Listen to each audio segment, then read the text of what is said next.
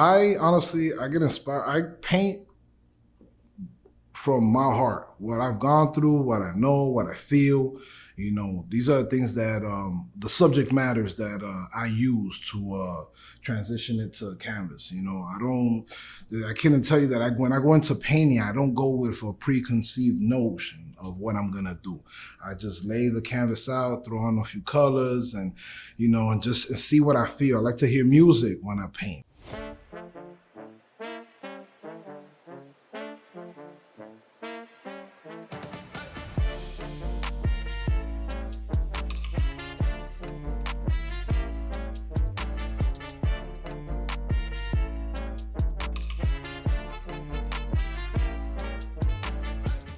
What was like the first thing that like sparked your interest in art in general? Like what got you into it in the first place?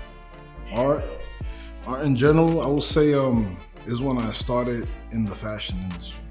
When I first started participating in my cousin's line, he heard I was being, mind you, this is in my teenage years. He heard that I was being somewhat of a knucklehead, So he pulled me in and he said, "Why don't you become a part of what I'm doing here? Come over, come check out the program that we use." And I went in and I loved it. I was really fascinated by the Adobe Illustrator, the process of the Pantone colors, designing and coming up with concepts, drawing. Financially, it was very difficult. Came a point that I just walked away because there was too many heartbreaks, because I'm a person that if I do something, I'm in it, 100%. And to see it not flourish the way I wanted to, I just walked away. But I still love creating. I still love art, and that's when I gravitated to let me draw on canvases.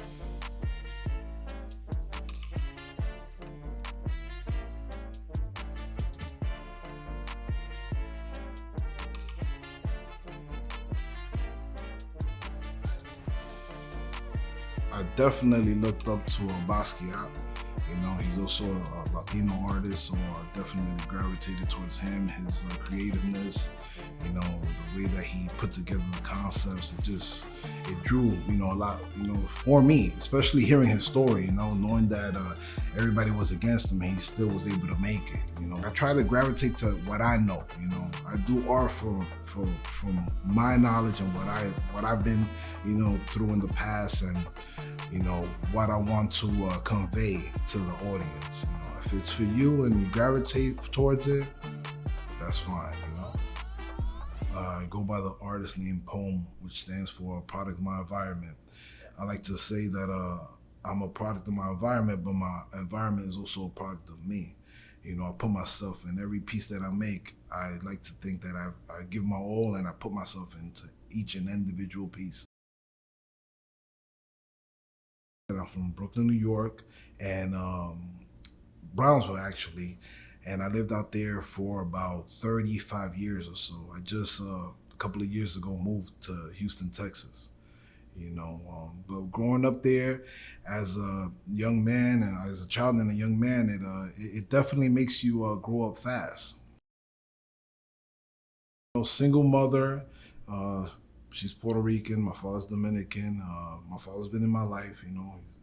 He's someone who I definitely have a great relationship right now, and it was definitely challenging. But like I said, there's good, bad memories, and there's some tough memories. But that's what gives you the bumps and the scars and the bruises. Makes you a little tough to deal with the environment nowadays. So it's not all bad.